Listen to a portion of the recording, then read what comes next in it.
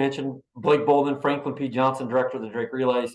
Thanks to everybody for making some time to join us today. And thanks to Chase Ealey for making time. I will briefly overview the competition and then ask Chase a few questions that are top of mind for at least me and some local media, and then open it to a Q&A for the rest of the folks in attendance today. So simply, we announced moments ago that we will be hosting a first of its kind shot put competition at the Drake Relays in the Drake Fieldhouse on Wednesday, April 26th, featuring 8 of the world's best shot putters.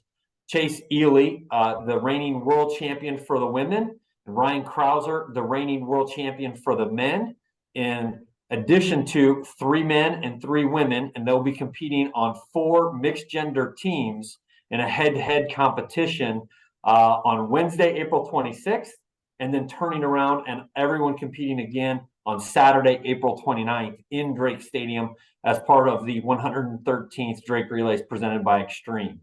And I'm happy to answer some questions about that format and the decisions behind it after we've had a chance to talk with Chase for a while and ask Chase some questions as well. So hi, Chase. Great to see you. Thanks for making time. I have a few questions for you. And as you know, we've already talked about briefly, there are a lot of people in Des Moines and here at Drake already very excited about you returning to Des Moines. What makes you most excited about returning or coming to the 2023 Drake Relays? Yeah, so ever since I started training overseas, I've missed a lot of those staple US competitions. So I'm kind of excited to get back into doing them again and starting with Drake Relays because it is one of those competitions. And yeah, it's always been a good meet, and I'm just really excited to finally get back in the US and get back in your home and finally throw on US soil, not at a championship. Terrific. Well, speaking of championships and talking about Des Moines, can you talk about your experience in Des Moines, certainly at NCAA championships as a collegiate and also at US championships in 18 and 19?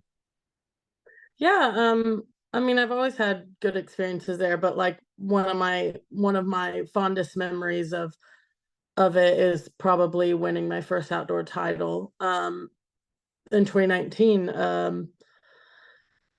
I think it was the start of something amazing for me. I think that's why it's kind of like one of those pings in my mind when I think about my career, because I think 2019 was kind of what started where I'm at now. Although there were ups and downs through that, that's kind of like where it all started to me. And yeah, that title is one of the most special titles to me for sure. So that memory is always there, and I'm really excited to go back and be there and feel that again. Great. So when you think of that week, April 26th and Saturday, April 29th, how do those 2 competitions at the Drake Relays fit into your larger goals for the 2023 season? Yeah, I'm really excited about both these comps. I'm excited about the uniqueness of the first one, and I'm also excited to open up on home soil because I have a lot of big plans for this season. And I think it's a really good place to like make my mark and kind of start off what I plan on doing this season, which is some big things and some far throws and hopefully another world title. Have you ever competed in a team shot put competition or in a mixed gender competition or anything like that before? I have competed in mixed gender competitions, like I did at Milrose, which I always love. I love competing with the boys. We do it at the Diamond League final the last 2 times, which has been really fun. But the team thing I've not done before. I think my training partner did one once and he really liked it. They did it with younger kids though, I think. It wasn't really pros with pros. So yeah, I'm very excited. I think it's really unique, and I think it's a really cool way to like showcase what we do, and I think it'll be fun, and I'm pretty excited about that indoor competition, like for sure.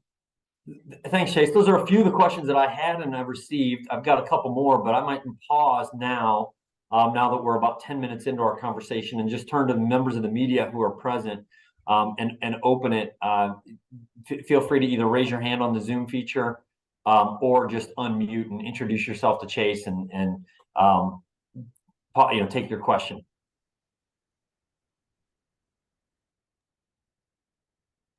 Yeah, go ahead. I saw Doug unmute first, and then we'll go to Rich following Doug's question.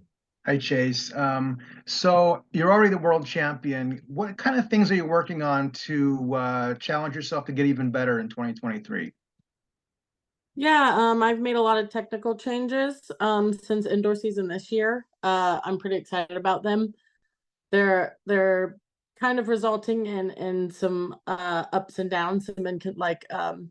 I'm not as consistent yet, but I'm seeing some really big throws, some really far throws. So I've kind of hit that point where last year you hit that level and then you have to make serious technical changes to go to the next level and not be afraid of that. So I'm just working on those, and I just opened, or I just started throwing and training yesterday, and I saw some good signs. I'm really healthy and I'm ready to go. I'm ready for some really far throws this season. I'm pretty excited about it. Thanks, Chase. Go ahead, Rich. Chase, congratulations on your spectacular season last year. That was really an all-conquering. Thank you. There are 11 straight to end the outdoor season. We don't have a league structure in track and field anywhere. Everybody's a free agent. Everybody does whatever they want, whenever they want to do it. Can you talk about how you, well, two parts. One, what is your program for 2023? Do you have a schedule set that you know you're going to compete in these meets? And then secondly, on a more general part, as a now world-class, the best women's shot putter in the world, how do you construct an annual schedule? You had 5 meets indoors, you were all over the place, got a lot of frequent flyer miles. Then you came back to the US, and now you're going to start running around the US and running around the world. How do you, because you're not required to be anywhere, even the US championships, you're not required. You have you're world champion. So you could do it literally nothing until Budapest and walk in. How do you construct, what's your program for this year? And then kind of philosophically, how do you construct a schedule for you to compete in? Yeah, so I actually, that's really funny that you asked this, because I was talking to my coach, my agent today, because like kind of official schedules come out of like what the meets are and what events are in each meet. And so I kind of really hammered down, I think, what my schedule is going to be. I think I'm right now I'm scheduled for 13 meets, I think, including championships and USA's. It's a bit more difficult, like kind of gauging where I want to go now that I'm over here, because there are meets I want to do at home. But like you said, it's a lot of travel, so I have to be careful. And I think my agent and my coach really helped me with that a lot. We kind of try and do things and grab things that might keep me in the same place for a while. So like when I'm going to the US, for instance, I kind of want to see if there's more meets than one within like a week span. And I try and do that. And then it's kind of about like balancing like my energies. So obviously there's going to be a tier system. So diamond leagues are going to be at the top of my attention, and then gold level meets and silver and so on. And so I think I try and go first on like where I'm absolutely going to go, which is usually going to be diamond leagues. And then I try and base it off of the levels and the timing. So this season, I think I have a really good schedule and I'm really happy about it. Drake was one of the meets where there's multiple meets going on. And one of the big deciding factors is that my family's from Illinois as well. And so they're about 5 hours away from Des Moines. And so when I talked to my agent, with me living over here, I don't get to see my people a lot. So it was pretty easy to kind of lean more towards going to Drake to start my season so that I can see my family. So there's a lot of different factors that play into it as well now. So most of my US campaigns, you're going to see me do multiple meets, but also kind of stick around so I can see my family. But I'm really happy with the way my season's going to be this year. I think everything's pretty good. I have a pretty good schedule going on, and I like what it looks like. And so if I can follow up, so the 2 meets in a few days in Drake was more attractive to you than just coming and throwing on the one day. Yes, yes. So if I'm gonna have to travel that far, when they said there was 2 meets, I kind of was like, oh, that's even better, because if I can get all that like under my belt, because I like to throw and compete and really feel myself out throughout the season. So to be able to get 2 and be in the US for longer is always going to be a plus for me. Okay. Thank you. Good job, Blake. Thanks, Rich. Thank you very much. You ought to schedule a third one. She'll stay for another week. We'll see what we've got scheduled at the field house the following week. Chase, I had a question sent to me, and I'll say you've got some fans among our Drake track and field student athletes, and they hear me talk quite regularly about Ryan Krauser and his world record attempts, and we've seen that. So this is a direct question on behalf of some of your fans here at Drake that aren't me. How realistic is your indoor American record that Wednesday night, knowing that we're hosting an indoor competition using an indoor implement? Is that a possibility on April 26th?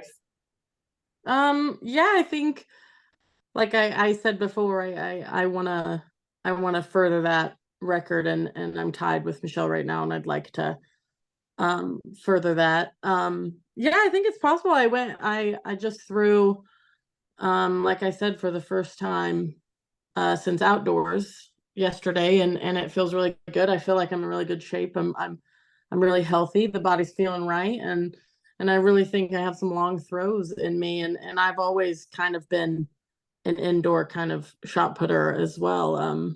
Me and my old coach Ryan Whiting, we used to joke about it, because he's obviously a world champion indoors, and then I was winning my first titles indoors. So yeah, I think I like indoors. I like indoor balls, and I think it's definitely something that could happen. It wasn't in the plan, but it's definitely a possibility. I said I was going to do it in Madrid, and I didn't. So it's almost like I get that second chance as well.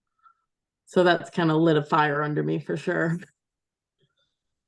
Thanks, Chase. Happy to hear it. Mike, Jay, do you have a question?